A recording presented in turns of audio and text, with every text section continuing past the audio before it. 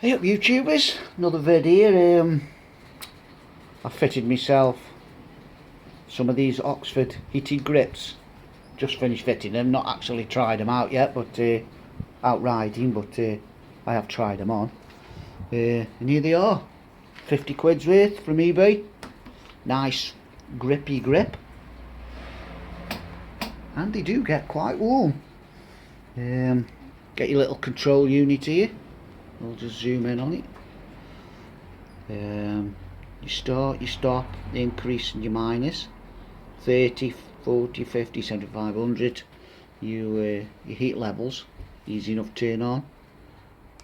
There you go, and if you hold the button down it'll go straight to 100%. It's got a nice click to them buttons. And the grips will be heating up now. I had to make a little bracket onto the bracket and I sprayed it black because the original one, this would sit here, but on Kawasaki's Infinite Wisdom these aren't there, they're here, so it'd be in the way, so I just made an extension and sprayed it. You could see probably better, I don't know, it's a bit darker here, isn't it? Anyway, so yeah, it's a nice little module. All the wiring goes under the tank, one side, two side, and a main harness, and it just attaches to the positive and the negative and the battery. You might think that's a bit risky, but it's got an intelligent sensor, so you leave your bike, if you left these on, it wouldn't flatten your battery because it would detect that there's a slight voltage drop or no noise on the line, as they call it, and that'll start flashing, and then that'll cut the heat to the grips. Then if you leave it for another few minutes it'll just cut the unit off altogether. But they're just starting to warm up now. I can imagine that's going to be quite nice in the cold mornings. It was a bit of a pain taking the side panels off so I could lift the tank up, but if you're going to do a job you might as well do it right. So the wiring's quite neat. I also had to trim these down, but there is the facility at the end, there's a little extra bit. If you need to trim them down you can trim them down quite successfully without it looking a mess. And you just neatly put your wires, make sure your throttle works and nothing hits. These are actually, they provide the super glue to stick these on as well.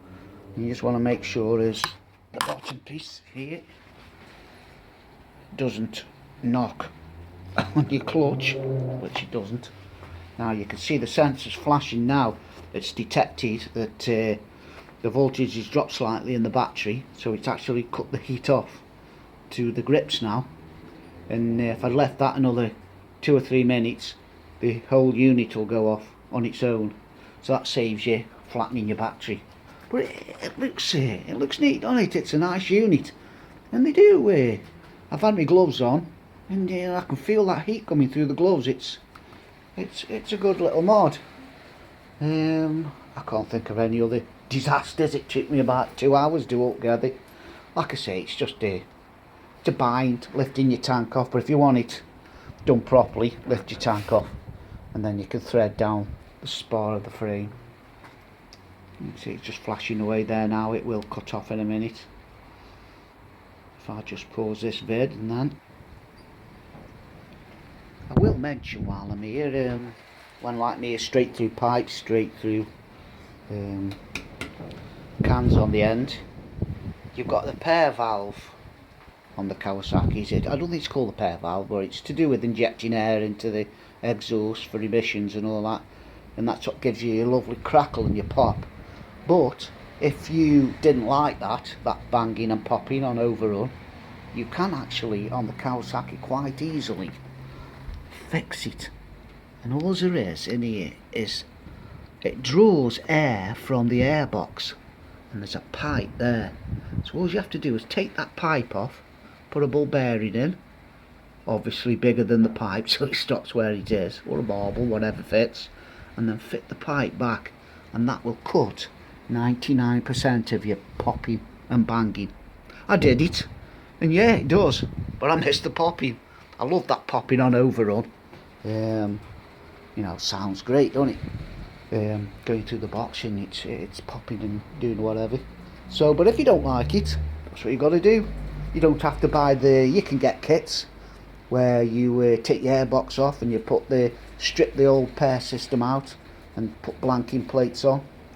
You could do that if you want. Why would you? When you could just do that, and if you wanted to reverse it, you could reverse it. So that's another little thing I thought worth mentioning. There, you know, grips cold now, so it's definitely cut them off, so they aren't drawing any voltage from the battery, and that will automatically switch off in another minute or two. But yeah, quite happy with that. It is actually pissing it down now, so we won't be going out today, but hopefully going to watch a bit of Super Motard racing tomorrow, as they've actually give Sunday out nice. So that's it, folks. That's the end of the vid. I'll catch you with the next one.